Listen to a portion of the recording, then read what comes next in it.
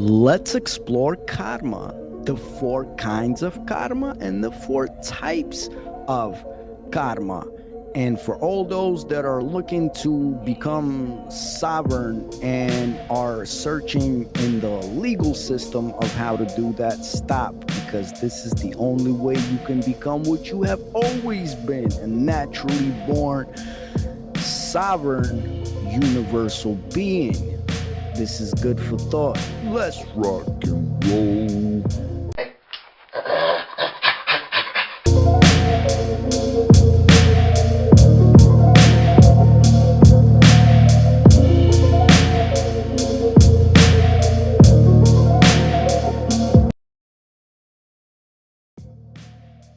What up, my lovelies?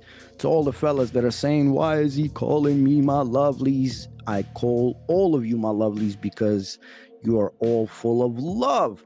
Now, we're talking about and exploring karma. A real quick disclaimer, I have done a detailed video on this. It's about 7 years old. Yes, I found it. Yes, I was going to re-upload it, but then I realized the quality was poor. So let's do it again and let's kind of compress it and talk about it real quick. Quick note, this subject is not something to talk about real quick, so we will explore it further in the Veda lives that we will be doing. But my lovelies, this is the way to truly become sovereign. We constantly get tricked, and especially in the West, because we're looking at higher authorities, and internally we keep wishing that the higher human authorities have the best, wishing the best for us. But that, in fact, is not true at all. We are the ones that are supposed to be wishing the best onto ourselves. And that is why knowing the only laws or conet that matters is knowing karma. Because karma is the algorithm to the perceived and the unperceived existence, if you will. Now, again, we're going to explore this topic and all of the words and etymologies whenever we do our live streams. I do apologize. I've been having technical difficulties. You got to excuse me. I took an edible because I had a headache, and now it's kind of messing with me because I haven't consumed anything like that in a really long time. So I'm kind of boo. Anyway, when I say laws, laws can only be man-made. So in the Slavo-Aryan Vedas, we call it konet, not to confuse it. And that's why in modern tongue and Slavic languages, they say za konet, which means outside of the konet. And that's what we in the West call the law. But again, we fall prey into us wishing that our kings, our presidents, our state officials, they want what's best for us, but I don't think they even know what is best for them.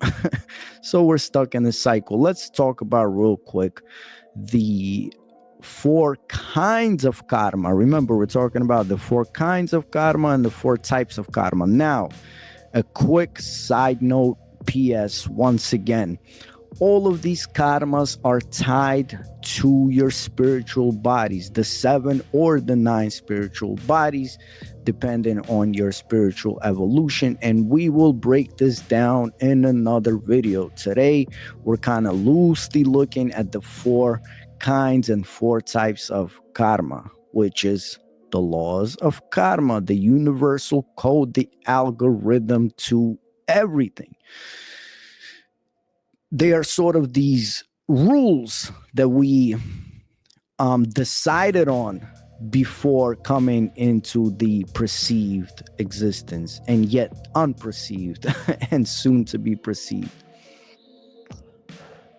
I really hope I'm not talking gibberish, man. So let's go. The 4 kinds of karmas will be first. The first kind of karma is what we call the yavya karma, or in English, the perceived karma, the physically perceived karma. And that's basically everything that you can see physically, about yourself. That could be your eye color, not could be, it is, things like your eye color, your weight, your date of birth, your social position, your family's position in society, and basically everything that you can say or think mentally of yourself. Now, remember, all my Nazarenes out there, that we know about 15% of ourselves mentally. Yes, to all those people, because I used to be one of those people. I used to be like, how can someone know more about me than me? I'm inside of myself, I'm inside of my head. But in fact, we only know 15% of ourselves, and 60 or 70% our loved ones know about us, because again, we are our best lawyers and our best judges when it comes to reasoning internally with ourselves when we do this or that thing. So yavya karma is everything that's physically perceived and you can say or think about. Now, in the Slavo-Aryan Vedas, we say that the deity that is responsible for the physically perceived karma is Chisloboch. Chisloboch, to translate it, is the number god. Now, again, let's not get stuck on the word God. Let's get the Judeo-Christian Western, way of saying God and thinking of God, out of our head, because there's only one creator. There's not a single principle or religion in the world, unless it's like Confucius or something, that doesn't say that there is one God. Don't let anybody tell you otherwise. Even in the Hindu Vedas, there are millions of gods, but everyone knows that the original is the creator. So when we say things like gods, we meaning your ancestors that have gone through all of this spiritual evolution. Why our ancestors? Because that's the direct connection to us and the source. It's our lineage. It used to be extremely important. It's no longer important. We have to pay attention to it. So that's the first kind of karma, the physically perceived. The second is navya karma, or the astral karma, and that is directly connected to one of your astral bodies. And the astral karma is what will for sure happen to you based on your deeds, but you can leave prints from the physical to this astral karma. And there are people that are already on a high evolutionary spiritual growth ladder, if you will, that can foretell and know about this astral karma. One of these people, there were stories that Nikola Tesla, he knew the day that he was gonna die. Basically not die, but leave his physical body. A lot of people have premonitions sometimes. All of that comes from the astral karma. And again, the number god Chisloboch is the one that's responsible for it. I kind of always say that the astral karma is sort of like the spiritual dumpster, if you will, because we all know that when the garbage gets stinky under that kitchen sink, we have to do what? Go outside and take it. And go outside and take the garbage out. We take it onto a bigger dumpster, and so on and so forth. And then it ends up like a humongous pile of an island sitting in the middle of the Pacific? Well, spiritually, your feelings and thoughts and things like that leave prints and sort of, pile up this garbage in the astral karma, or in the, and as we know, the Navya is, the astral world, if you will, the multitudes of, again, there's a difference between astral and dimensions and everything like that. We won't go on to into it here, but Nav is, the astral world, and so we have to care about the dumpster basically in the astral world, and the prints that we are leaving on that karma. The third kinds of karma is the sprouting karma. These are, feelings, emotions, thoughts.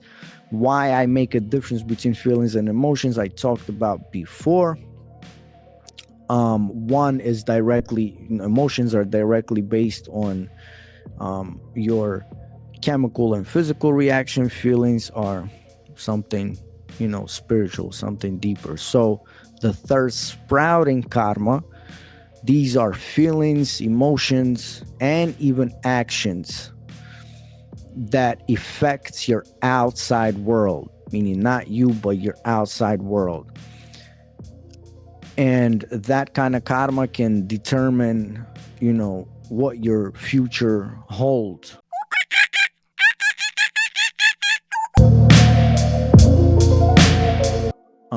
As basically what the outside world has in store for you, and what the outside world is thinking of you, and how is the outside world perceiving you.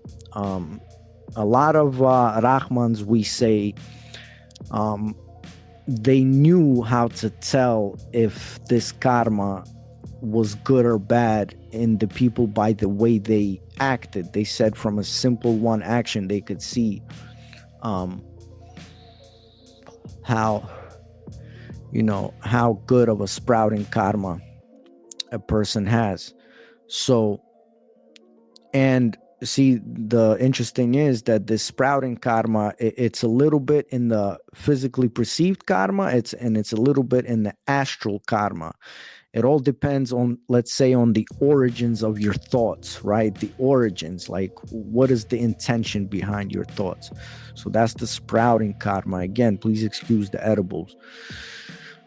Fourth kind of karma is the seed of karma. So these are basically deeds that have, deeds and thoughts and feelings that have been planted but haven't started to grow yet, haven't even started to sprout. It's basically, things that could be deeply hidden in the subconscious of the subconsciousness, that has a karmic effect. People that are on the path of enlightenment and are trying to get rid of karma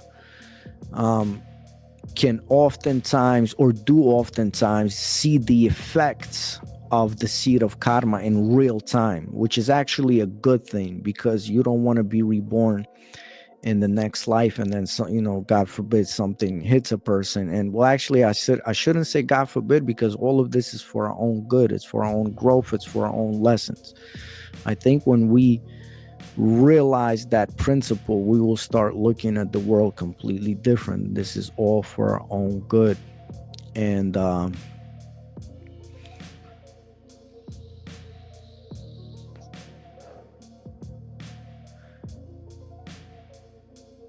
okay, so that was the seed of karma. Basically, it's the seeds that are planted, seeds of karma that are planted but haven't even started to sprout. Now that we talked about the three kinds of karmas, the four kinds of karmas, we will talk about, excuse the edibles again, we will talk about the four types of karmas. And the first type of karmas is the vikarma. Not a correct action based on ignorance of the universal law, or actually kone. Again, we shouldn't think of it as laws because we directly tie it to man-made laws. So we have a name for this. It's kone. I don't know how else to translate it.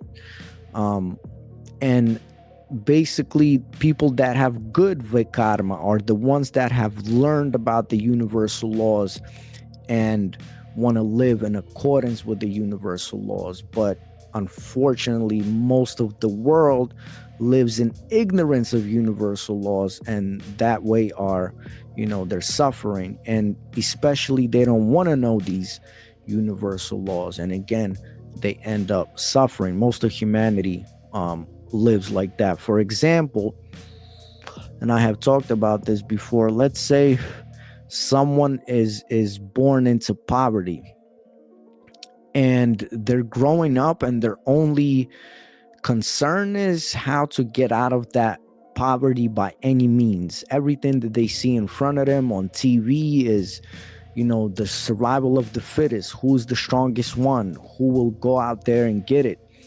And this soul, this person, is in a trap now to, again, get it by any means necessary. So let's say they go rob somebody or steal something. They end up in jail, and instead of realizing that it was their own doing, they have to fix something in the next life, they are born again into poverty.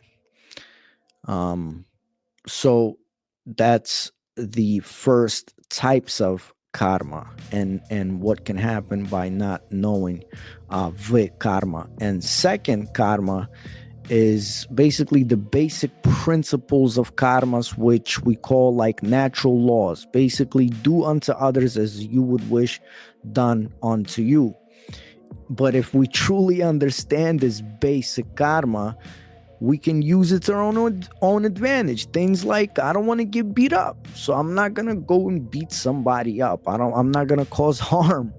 Imagine if we all just knew that this is how this works. Instead, we're running around warring with each other, man. So that's the second types of karma, is the basic karma, natural law. It's right in our face. The third, we're getting hotter now, we're going up, is the karma. I don't know how else to say it. It's, envision it in English and with double A or something. Well, because it's the sound karma. And basically, that's when a soul acknowledges the laws, the universal laws, the laws of karma, and are able to act within those laws, again, kone, the correct way, and receive the correct rewards. But instead of keeping these rewards, they pass these rewards on to someone else. When someone, for example, is a spiritual teacher, that's someone that knows the principles of karma. That's someone that's, able to control your karma, is the karma. In Hinduism, they say a bodhisattva, so basically it's when you act with accordance with all the universal laws, with the karmas, you get the rewards, but instead of being greedy and being sincere, you pass it on to someone else. And in the Vedas, they say that a dumb person doesn't learn from mistakes at all. I'm setting an example right now. So the dumb person never learns from any mistakes. The smart one learns from their own mistakes. The wise one learns from great teachers, from prophets. It's hard to do that, but the wise people can do that, again, but in accordance to their own spiritual path. But lastly, when we speak of the highest source of someone controlling karma and knowing the principles of karma, is the one that the soul that can communicate with the higher power, can communicate, if you will, with the creator, and sort of ask the creator, where are my mistakes? Those kind of souls, they reach what we call enlightenment or nirvana. This is very important because when I say enlightenment, I don't mean the enlightenment that we've been taught from Buddhism where you reach nirvana, because nirvana actually stops your spiritual growth. It's a never ending cycle until we return to the source. There are many reincarnations, and again, your karma process sort of stands stagnant. And in our physical world, this kind of being, is a master. They're always balanced, they're always neutral. They feel like they can create a planet and destroy a planet, and they know exactly what intentions that they're doing it for. It's someone that can really see and use to their advantage this karma. But again, this karma has that ceiling that that you think you reached enlightenment and this is it. And the higher karma, which brings me to my last types of karma, is the pra karma, the fourth type of karma. Now, pra karma is a soul that lives with the original intention of the creator. This is a soul that is never separate from the creator, is always glorifying the creator, but again, glorifying meaning in its proper ways. It's a soul that's never ever separate from the creator. That's the person that's what prakarma is. When you originally, exactly, what path you're on. We spoke about the 4 different spiritual evolutions in a physical body, and there are 4. And when you get to the highest evolution, spiritual evolution in your physical body, and in the next life you won't be reborn physically, there are certain characteristics, and the characteristics are that this soul, is, as soon as they're born, they're in accordance and never separate from the intent of the creator and the creations. I really hope I wasn't all over the place. So these were the 4 kinds of karma and the 4 types of karma. So to kind of look back real quick, the first kinds of karma is the yavya karma. That's the physically perceived karma. The second is the astral karma, or the navya karma. The third is the sprouting karma, when we are talking about the kinds of karma, and that are the feelings, the emotions, the thoughts that affect outside world. That's the sprouting karma. The fourth kind of karma is the seed of karma. Karma is the one that's planted but hasn't come into fruition yet. And then the 4 types of karmas. First is the vikarma. Those are the incorrect actions based on the ignorance of the universal law, which we call kone. Second types of karma is the basic karma, which is the basic principles. Never do unto others what you don't want done unto you. The third is the akarma. That's when a soul reaches this peak of acknowledging these karmas, acknowledging the universal laws.